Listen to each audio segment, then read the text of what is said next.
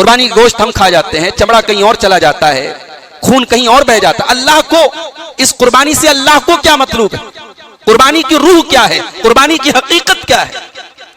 अल्लाह ताला ने सूरह हज में फरमाया, लन यनालल्लाह लुहूमुहा वला दिमाउहा वलाकिन यनालुहु तक़वा मिनकुम। तुम्हारी कुर्बानी का खून अल्लाह ताला के पास नहीं जाता, तुम्हारी कुर्बानी का गोश्त अल्लाह ताला के पास नहीं जाता।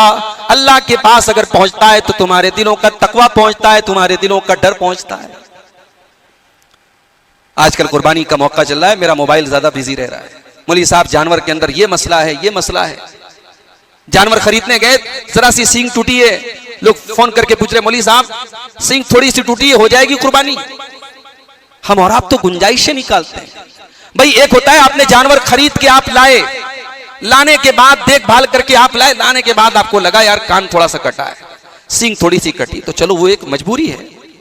आप जानवर खरीदने गए, अभी सौदा हुआ नहीं है और आप देख रहे हैं कि इसके अंदर बज़ाहिर एक फॉल्ट है और आप आलिम दीन को कॉल करके गुंजाइश तलाश कर रहे हैं। इब्राहिम की जिंदगी का एक सबक यह भी है मेरे भाई, इब्राहिम गुंजाइश नहीं तलाश करते। अल्लाह ने इब्राहिम की जिंदगी का सबसे बड़ा इम्तिहान जो लिया, उनको ख्वाब में दिखाया। अल्लाह डायरेक्ट भी तो हुक्म दे सकता था इब्राहिम अपने बेटे को ज़बह कर दो, अल्लाह जिब्रील को भी तो भेज सकता था। अल्लाह ने ख्वाब दिखाया। अगर इब्राहिम गुंजाइश निकालने वाले इंसान होते, गुंजाइश निकाल लेते कि अरे भाई मैंने ख्वाब देखा है, ख्वाब में आदमी बहुत कुछ देखता है। मगर वो अल्लाह के खलील थे, अल्लाह के पैगंबर थे। जब 3 दिन लगातार उन्होंने ख्वाब देखा, समझ गए ये कोई आम ख्वाब नहीं है, ये नॉर्मल ख्वाब नहीं है, ये अल्लाह का हुक्म है। और जब इब्राहिम ने अपने बेटे को, अपने जवान बेटे को, उस बेटे को जिसका बचपन गुजरा है बाप के बगैर, जो पैदा हुआ दूध पीता बच्चा था, मां के साथ छोड़ के चले आए थे मक्का में, आज जब 18 साल का 20 साल का जवान हो गया, उस बेटे से जाके इब्राहिम कहते हैं मेरे बच्चे मैंने ख्वाब देखा है कि मैं तुझे ज़बह कर रहा हूं। यह नहीं कहा कि अल्लाह का हुक्म है, यह नहीं कहा अल्लाह का इम्तिहान है, बल्कि पूरी हकीकत बयान कर दी। या बुनैया इन्नी अरा फिल मनामी अन्नी अज़बहुका फंजुर माज़ा तरा। ऐ मेरे बच्चे मैंने ख्वाब देखा है कि मैं तुझे ज़बह कर रहा हूं, तू बता दे तेरी क्या राय है। बेटा भी इब्राहिम का बेटा था, इब्राहिम ने अल्लाह से बेटा नहीं मांगा था। जब भी दुआ की थी कहा था रब्बि हबली मिनस सालिहीन, परवरदिगार मुझे नेक बेटा अता फरमाना। हम और आप जब बेटा मांगते हैं, औलाद मांगते हैं, क्या दुआ करते हैं? नबियों ने नेक बेटा मांगा था, इब्राहिम ने नेक बेटा मांगा था। अल्लाह ने बेटा भी दिया तो इस्माइल के जैसा बेटा दिया। बेटे ने एक बार यह शिकवा नहीं किया अब्बा आप तो मेरे पास कभी थे नहीं, बचपन तो आपके बगैर गुजरा, बाप के रहते हुए यतीम गुजारा, यतीमी की जिंदगी मैंने गुजारी और आज जवान हो गया तो आप मुझे ज़बह करने की बात कर रहे हैं। बेटे ने यह सब कुछ नहीं कहा। बेटे ने क्या कहा? अल्लाह ने बेटे के जुमले नकल किए हैं कुरान के अंदर। क़ाला या अबति फ़अल मा तुअमरु सतजिदुनी इंशाअल्लाहु मिनस साबिरीन। ऐ अब्बा जान, ऐ अब्बा जान, आपको जो हुक्म मिला है आप कर डालिए, अगर अल्लाह ने चाहा तो आपका बेटा सब्र करने वालों में से होगा। ये इस्माइल का जवाब ये बता रहा है कि इस्माइल की परवरिश कैसी हुई, इस्माइल की तरबियत कैसे हुई। लोग कहते हैं बगैर बाप के बच्चे बिगड़ जाते हैं, कोई हाजरा के जैसी मां तो हो। हाजरा के जैसी माएं नहीं है मेरे भाई, इस्माइल को पाला है हाजरा ने। इसीलिए अल्लामा इकबाल कहते हैं ये फैजाने नजर था या कि मकतब की करामत थी, सिखाए किसने इस्माइल को आदाब फर्जंदी। इस्माइल किसी मकतब में नहीं पढ़े थे, किसी मदरसे में नहीं पढ़े थे। इस्माइल का मदरसा हाजरा की गोद थी, इस्माइल की टीचर हाजरा थी, इस्माइल की मुरब्बी हाजरा थी और उन्होंने ये तरबियत की थी कि आज इस इम्तिहान के लिए बेटा तैयार है। तो मेरे भाई कुर्बानी सिर्फ गोश्त खाने खिलाने का नाम नहीं, कुर्बानी की रूह को समझो, कुर्बानी की हकीकत को समझो। और ये कुर्बानी कोई ऐसा नहीं है, आज जब बकरीद का त्योहार आता है मुल्क में तबका वो भी है जो कहता है साहब क्या जरूरत है इतना खून बहाने की, बेजुबान जानवरों की बड़ी याद आने लगती है बास लोगों को। कभी आपने गौर किया है हमारे बरादराने वतन के भी बहुत से त्योहारों पर बड़े बकरे कटते हैं, बड़े गोश्त खाए जाते हैं, तब किसी को इन जानवरों की याद नहीं आती। बकरीद पर खास तौर से याद आती है। बास लोग कहते हैं इको फ्रेंडली बकरीद मनाओ, बास बेवकूफ केक लाके केक काटते कहते हो गई बकरीद। अल्लाह की कसम, जितने का बकरा आप लाते उसका 10 गुना आप गरीबों को बांट दें, आपको कुर्बानी का सवाब नहीं मिलेगा। जितने का बकरा आप ला के जमा करते हैं, जितने का जानवर आप खरीद के लाते हैं, उसका 100 गुना आप अल्लाह की राह में तकसीम कर दें, कुर्बानी का सवाब आपको नहीं मिलेगा। शरीयत ने जहां जो इबादत का हुक्म दिया है वहां वही इबादत चलेगी, आपकी मर्जी का नाम दीन नहीं है।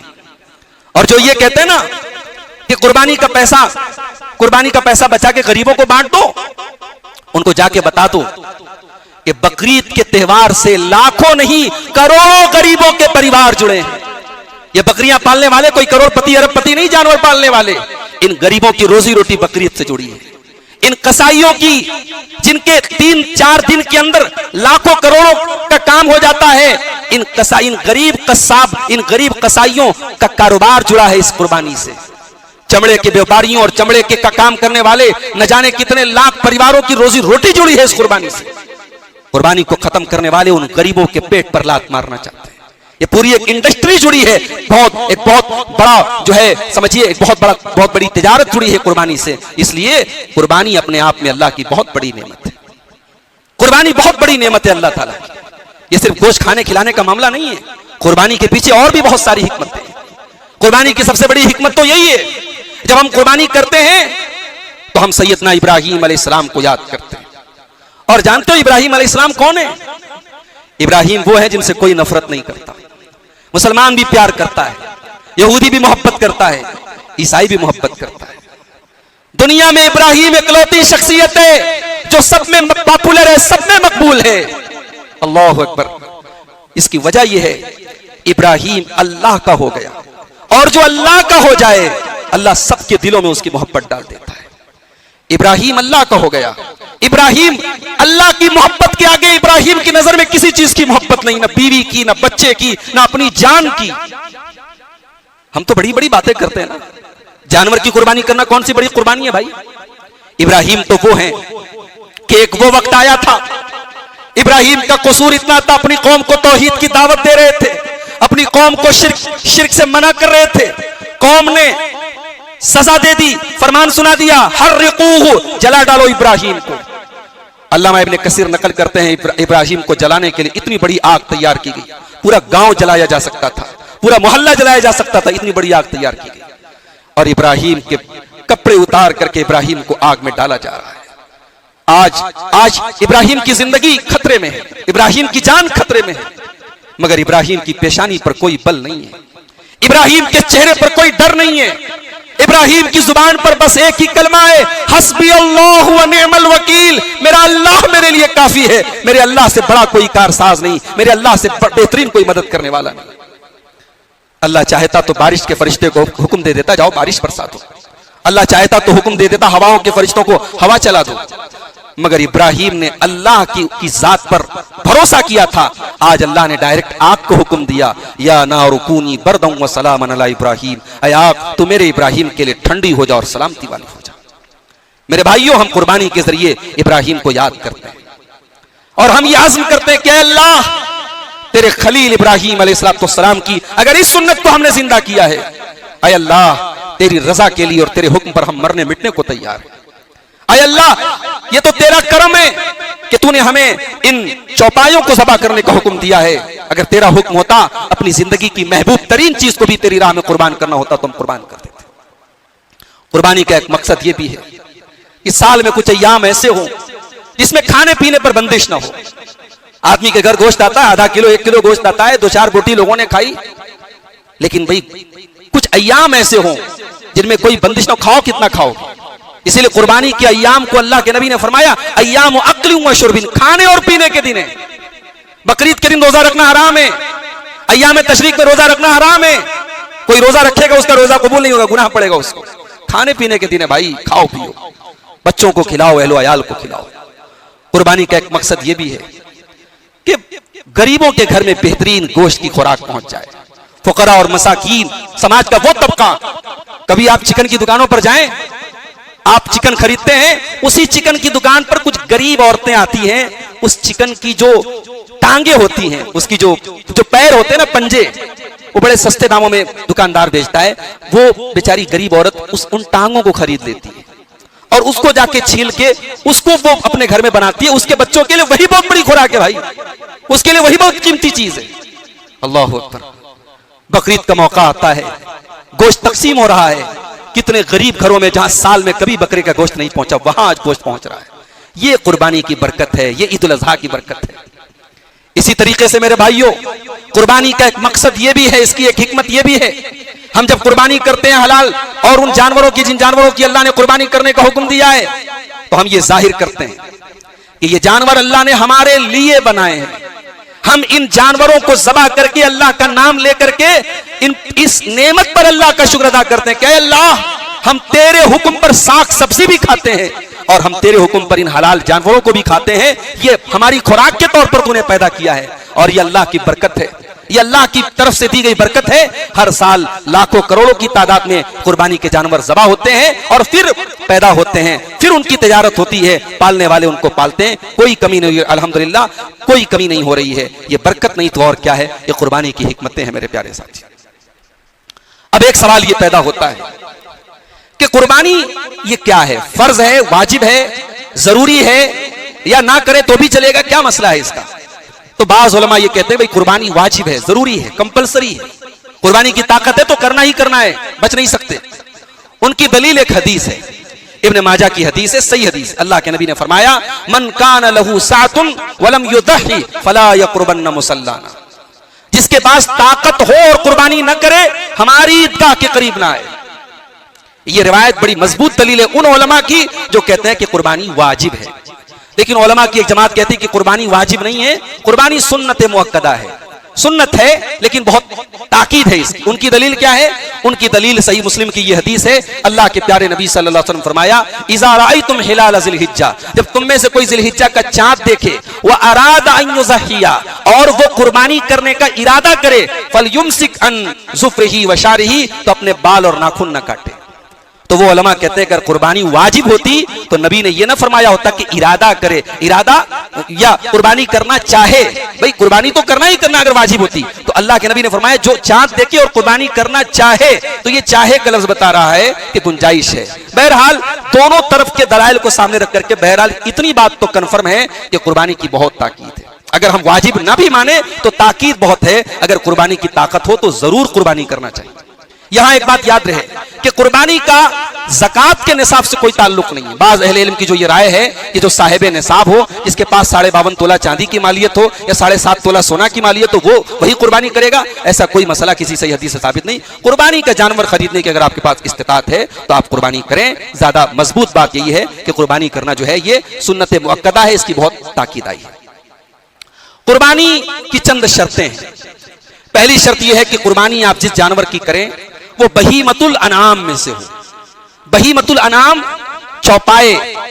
अल्लाह ताला ने सूरह हज की आयत नंबर 34 में फरमाया, वलिकुल्लि उम्मतिन जअलना मनसका, हर उम्मत में हमने कुर्बानी का हुक्म दिया है, लियज़कुरुस्मल्लाहि अला मा रज़क़हुम मिन बहीमतिल अनाम, ताकि लोग उन जानवरों के ऊपर अल्लाह का नाम ले जो हलाल जानवर, जो चौपाए, जो बहीमतुल अनाम उनको अल्लाह ने दिए हैं।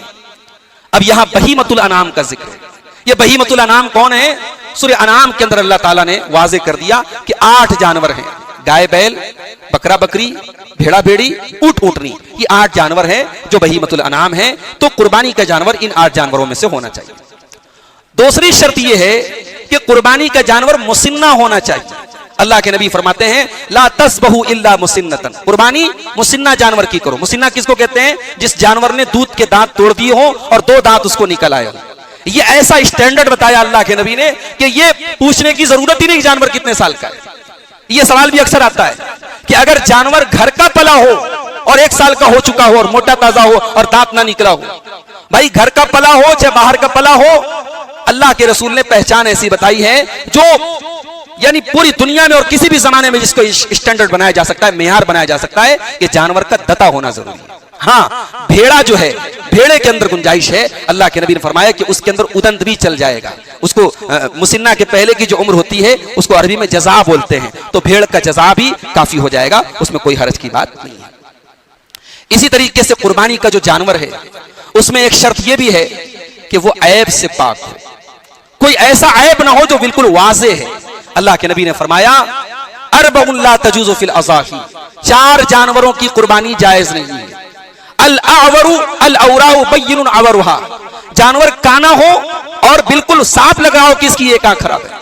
तो जब एक आंख का खराब जानवर की कुर्बानी नहीं कर सकते तो जाहिर है दोनों आंख खराब, अगर अंधा है तो बदरिया वाला नहीं कर सकते। वल अर्जाउ बय्यिनुन ज़लउहा, और ऐसा लंगड़ा हो साफ लग रहा है इसकी एक टांग काम नहीं कर रही है, ऐसे जानवर की कुर्बानी नहीं। वल मरीज़तु बय्यिनुन मरदुहा, जानवर बिल्कुल बीमार है, लग रहा है कि बीमार है, ऐसा जानवर नहीं खरीदना चाहिए। वल कसीरुल लती ला तुनकी, और ऐसा जानवर भी कुर्बानी नहीं कर सकते उसकी कि जिसमें बिल्कुल गूदा ही ना हो, बिल्कुल कमजोर हो, दुबला पतला हो, ऐसे जानवर की भी कुर्बानी हम नहीं कर सकते। तो ये 4 ऐब अल्लाह के नबी ने बयान किया। अब जो इससे कमतर ऐब है, सींग टूटा हुआ है, कान कटा हुआ है, जाहिर है कि उन जानवरों की भी कुर्बानी अगर हम नाजायज ना भी माने तो बहरहाल बेहतर नहीं है। आप हजरत अली कहते जब हम लोग जानवर खरीदने जाते थे तो हम बहुत चेक करते थे, हम उसके कान वगैरह बहुत चेक करते थे कि कोई ऐब तो नहीं है, इसलिए जानवर जो है बिल्कुल पाक साफ खरीदें, सही सालिम खरीदें। इन्नल्लाह तय्यिबुन ला यक़बलु इल्ला तय्यिबन, अल्लाह ताला पाक है, पाक चीज को कबूल करता है। एक सवाल यह है कि अगर जानवर खरीद के ले आए, खरीद के लाने के बाद जानवर जो है बीमार हो गया तो अब क्या करें? अब अगर आपके पास ताकत है दूसरा जानवर लाने की तो उसको ज़बा कर दे, बकरीद के पहले दूसरा ले आए। अगर कभी कभी ऐसा होता है जानवर जो है मर गया या कोई एक्सीडेंट का शिकार हो गया, तो उसमें उलमा कहते हैं कि अगर वो एक्सीडेंट आपकी अपनी गलती और कोताही से हुआ है तब तो दूसरा जानवर लाना पड़ेगा। और कोई नेचुरल, कोई कुदरती, कोई तबई आफत आ गई तो कोई हरज नहीं है, आप कुर्बानी नहीं करेंगे तो भी चलेगा, क्योंकि आप कुर्बानी के मकसद से लाए थे और कोई नेचुरल और तबई मुसीबत में पड़ करके वो जानवर जो है बेचारा मर गया, उसमें आपका कोई कसूर नहीं। दूसरे जानवर की ताकत तो आप ले आए, वरना कोई मसला नहीं। तो बहरहाल जानवर जो है वो सही सालिम होना चाहिए, ये शर्त है। कुर्बानी की एक शर्त यह भी है कि कुर्बानी मुतय्यन वक्त में की जाए। कुर्बानी का वक्त कब शुरू होता है? ईद उल अजहा के दिन, ईद की नमाज के बाद। ईद की नमाज के पहले आप कुर्बानी नहीं कर सकते। अल्लाह के नबी सल्लल्लाहु अलैहि वसल्लम फरमाते हैं, सही बुखारी और सही मुस्लिम की रिवायत है, इन अव्वल मा नब्दउ बिही फी यौमिना, आज के दिन पहला काम हम क्या करेंगे? अन नुसल्लिया, हम नमाज पढ़ेंगे, सुम्मा नरजिया, फिर हम लौटेंगे, फननहरा, और कुर्बानी करेंगे, फमन फालहू, और जो ऐसा करेगा, फकद असाब सुन्नतना, वो हमारे तरीके को फॉलो कर रहा है, वमन ज़बह क़ब्लु, और जिसने पहले कुर्बानी कर ली तो उसको गोश्त मिला, वलैसा लहू फिन नुसुकी शै, उसको कुर्बानी का कोई सवाब नहीं मिलेगा। हजरत बरा इब्ने आजिब कहते हैं कि मेरे मामू थे हजरत अबू बुर्दा इब्ने नियार, उन्होंने नमाज के पहले कुर्बानी कर ली। अल्लाह के नबी की नजर पड़ गई, आपने फरमाया तिल का शातुल लहम, कि ये तो कुर्बानी नहीं हुई, ये तो गोश्त की बकरी है, गोश्त मिलेगा तुमको, कुर्बानी नहीं मिलेगी। उन्होंने कहा अल्लाह के रसूल, मेरे पास एक बकरी है, लेकिन वो बकरी जजा है, मुसिन्ना नहीं, दता नहीं है, दता की उम्र के पहले वाली उम्र में है, यानी उदंत है, तो क्या मैं उस बकरी की कुर्बानी कर सकता हूं? अल्लाह के नबी ने कहा तुम कर लो, लेकिन आज के बाद किसी और के लिए जायज नहीं। उसके बाद अल्लाह के नबी ने फरमाया मन ज़बह क़ब्ल अस्सलाती फ़क़द ज़बह लिनफ़्सी, जिसने ईद उल अज़हा की नमाज के पहले कुर्बानी की उसने अपने लिए कुर्बानी की। वमन ज़बह बाद अस्सलाती, और जिसने ईद उल अज़हा के बाद कुर्बानी की, फ़क़द असाब सुन्नतल मुस्लिमीन, तो उसने मुसलमानों के तरीके को पा लिया और वक़द तम्म नुसुकहु, उसकी कुर्बानी हो गई। तो कुर्बानी का आगाज होता है ईद उल अज़हा की नमाज के बाद, पहले करेंगे नहीं होगी। कब तक कर सकते हैं? अल्लाह के नबी की सही हदीस है, कुल्लु अय्याम तशरीक ज़बून, तमाम के तमाम अय्याम तशरीक कुर्बानी के दिन है। अय्याम तशरीक कौन है? 11, 12, 13 ज़िलहिज्जा, 11, 12, 13 ज़िलहिज्जा, इनको अय्याम तशरीक कहा जाता है। तशरीक का मतलब धूप में सुखाना, धूप में रोशन करना, गोश्त को सुखाते थे वो धूप में अरब में, तो इसको तशरीक कहा जाता है। और मिना में जो कंकरी मारी जाती है, सारी उम्मत का इत्तेफाक है कि वो भी 11, 12, 13 तीनों दिन कर सकते हैं। 10, 11, 12 यानी 10 को ले ले तो चारों दिन कर सकते हैं। तो अल्लाह के नबी ने फरमाया कि अय्याम तशरीक ये सब कुर्बानी के दिन है, और ये रिवायत सही है। हमारे उस्ताद मोहतरम अल्लामा रईस अहमद नदवी की बड़ी तफसीली किताब है, अगर किसी को मौका है किताब पढ़ ले, अगर कम मौका है, टाइम कम है, तो मौलाना किफायतुल्लाह सनाबली साहब की किताब है 40-50 पेज की, 4 दिन की कुर्बानी की मशरूइयत। उन्होंने भी इस रिवायत की तमाम सनदों पर जो है कलाम करके साबित कर दिया है कि रिवायत बिल्कुल सही है, लिहाजा 4 दिन कुर्बानी ये अल्लाह के रसूल की सही हदीस से साबित है। तो कुर्बानी की एक शर्त यह है कि आप वक्त मुकर्ररा पर कुर्बानी करें।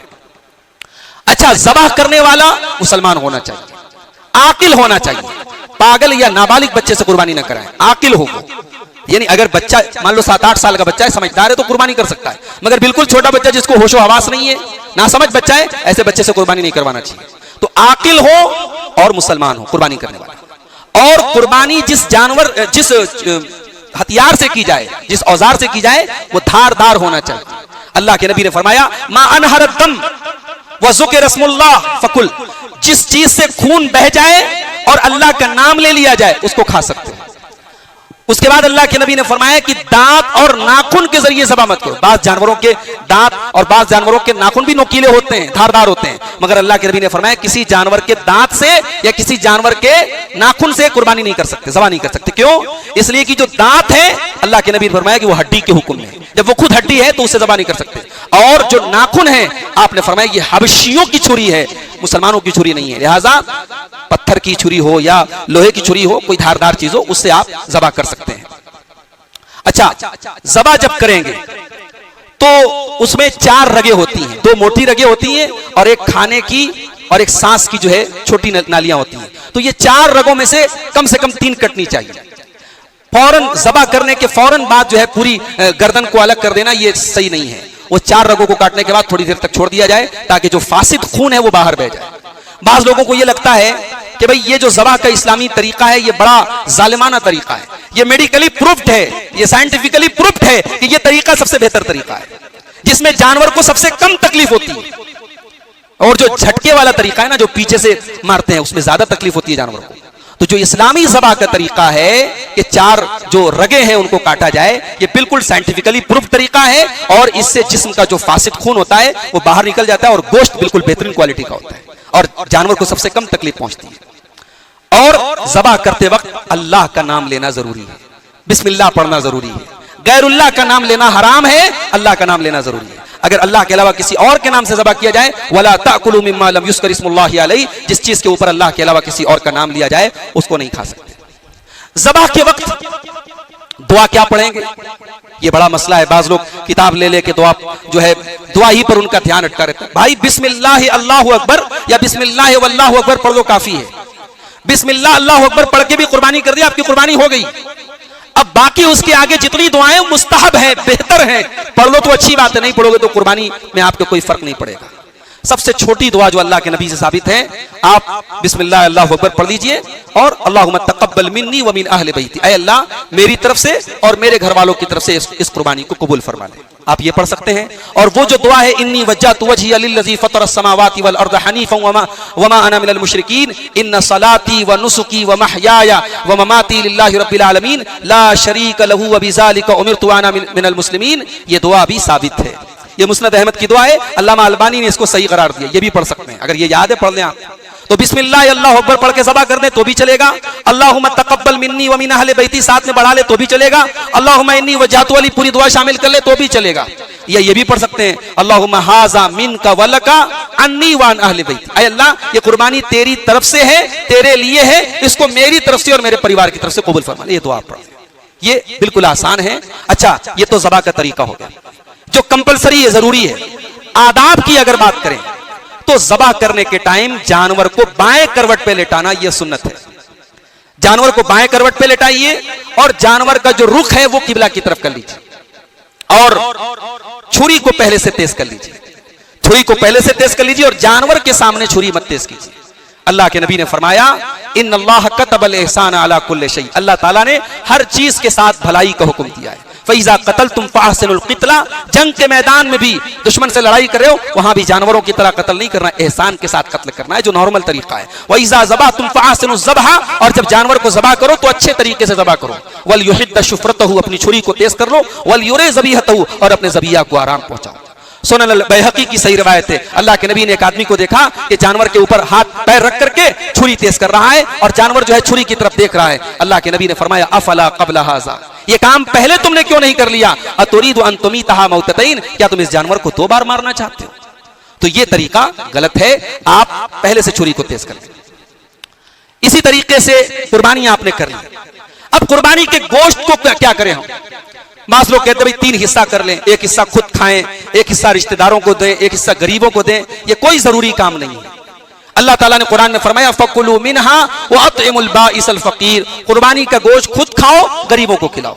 अल्लाह के रसूल सल्लल्लाहु अलैहि वसल्लम फरमाया कुलू व अतइमू वद्दकिरू, खाओ खिलाओ स्टोर करो, कोई पाबंदी नहीं, कोई पाबंदी नहीं। 3 हिस्सा करना जरूरी नहीं, आप अपनी सहूलत के हिसाब से आप, हाँ ये मुनासिब नहीं है कि आप सब खुद खा लें, ये मुनासिब नहीं कि आप मोहल्ले के गरीबों को और जरूरतमंदों को ना दे, खास तौर से जिनकी यहाँ कुर्बानी न हुई हो।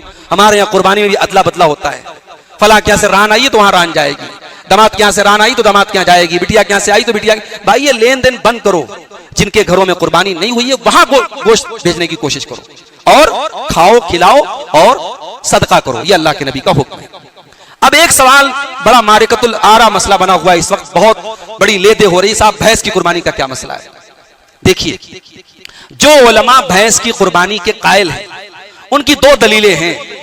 पहली दलील ये कि भाई अरबी जुबान में, अरबी डिक्शनरी में, अरबी लुगत में भैंस को यह कहा गया कि नौउम मिनल बकर, वो गाय की ही एक किस्म है, इसलिए भैंस की कुर्बानी कर सकते हैं। और दूसरी दलील वो ये देते हैं कि भाई जब ज़कात, भैंस का कोई आदमी कारोबार कर रहा है, अब भैंस की ज़कात कैसे निकालेगा? नबी के दौर में तो भैंस होती नहीं थी, तो ज़कात निकालने में वो गाय का एतबार करेगा, जैसे गाय की ज़कात निकाली जाती है वैसे भैंस की ज़कात निकालेगा। तो ये वो कहते हैं जब ज़कात में आप गाय के ऊपर उसको क़ियास कर रहे थे तो कुर्बानी में आप क्यों नहीं क़ियास कर सकते? ये तो मजबूत दलीलें उन उलमा की है जो ये कहते हैं भैंस की कुर्बानी कर सकते हैं। लेकिन दूसरी तरफ उलमा की एक जमात ये कहती है कि कुर्बानी एक इबादत है, और इबादत जो होती है शरीयत में तौकीफी होती है। तौकीफी का मतलब जहां शरीयत ने जितना कहा उतना ही करना है, उसमें दिमाग नहीं लगाना है। तो जब कुर्बानी के 8 जानवरों का जिक्र है तो 9वां जानवर हम नहीं कर सकते।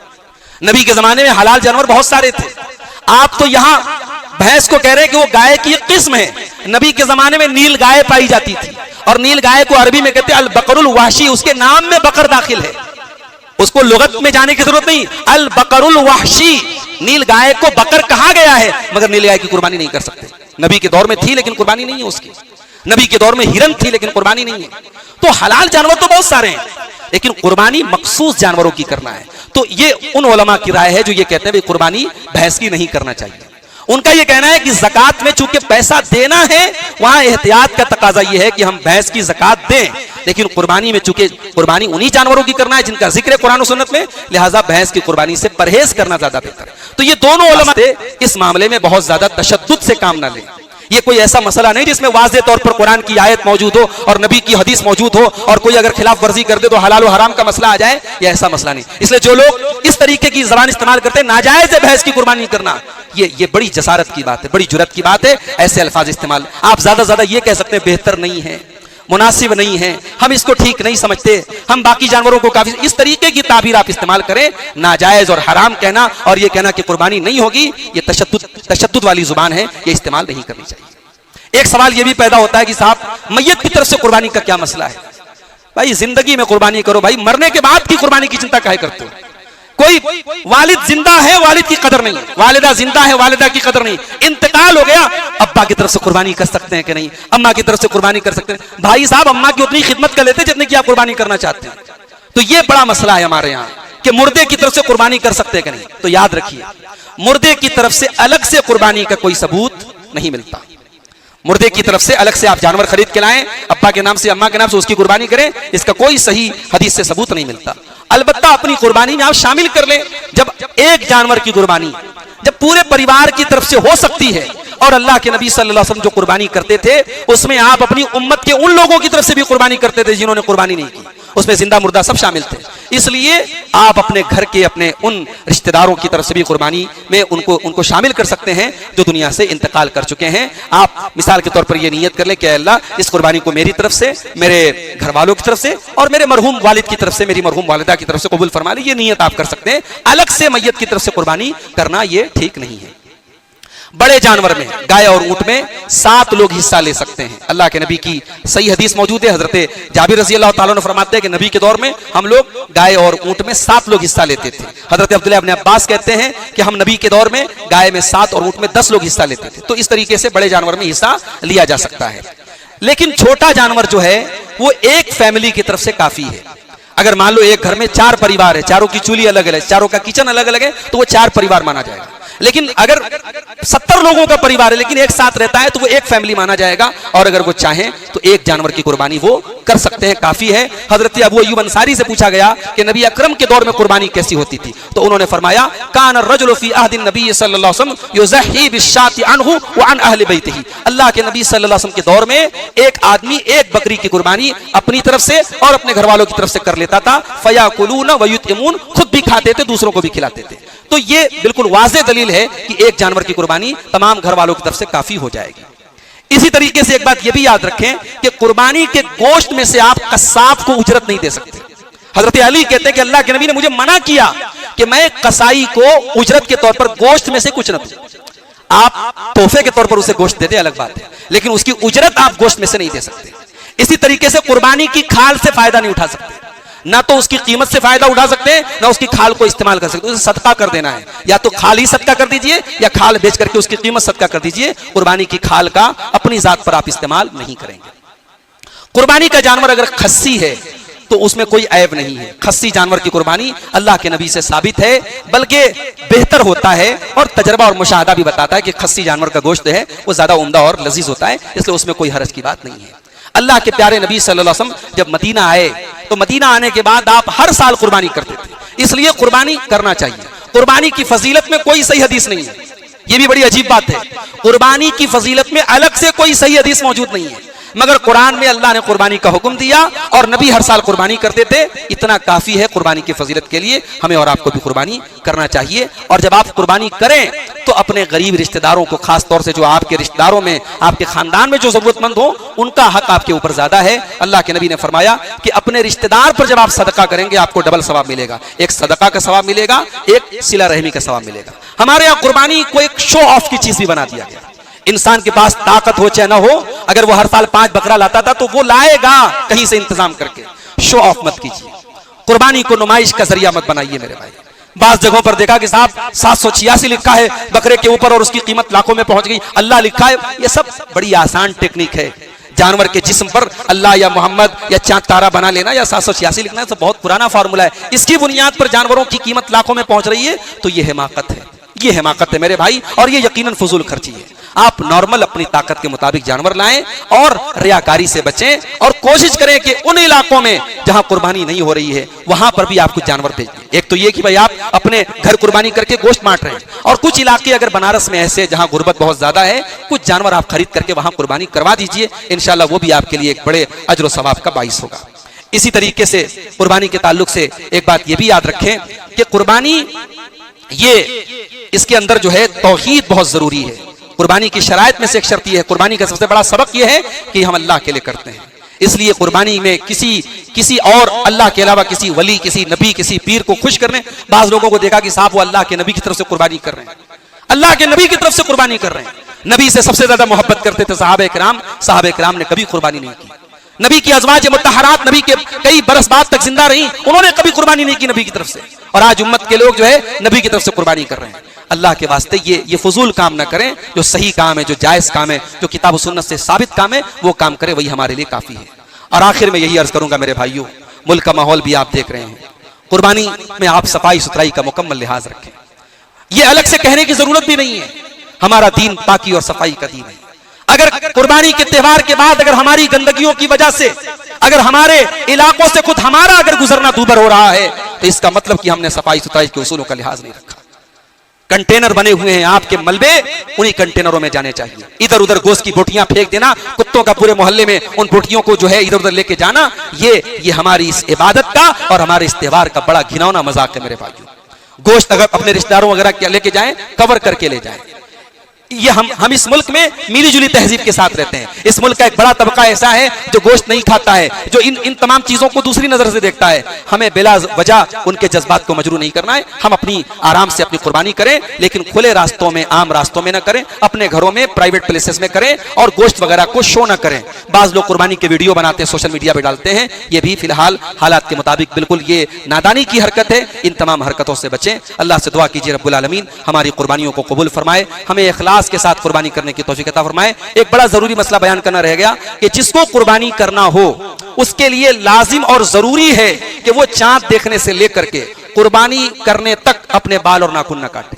अब इसमें एक मसला ये पैदा होता है कि मान लो गार्जियन को कुर्बानी करना है, अब उसके बच्चे हैं, घर के और अफराद हैं, क्या सबको बाल और नाखून नहीं काटना है? तो देखो जरूरी तो सिर्फ गार्जियन के लिए है, बाकी लोगों के लिए मुस्तहब और बेहतर है कि वो अपने बाल और नाखून ना काटे।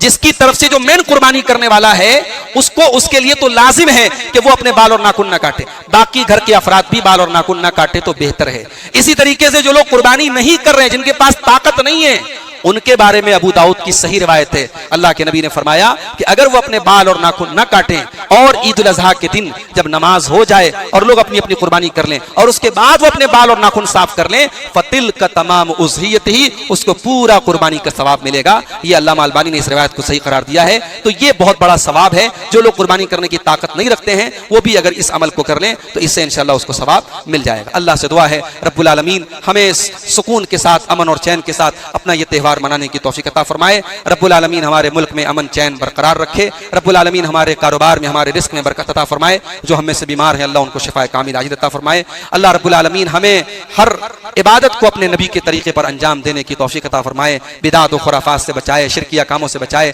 जब तक दुनिया में जिंदा रखे, इस्लाम पर जिंदा रखे और हम सबका खातिमा ईमान पर हो। आमीन व आखिर दावाना।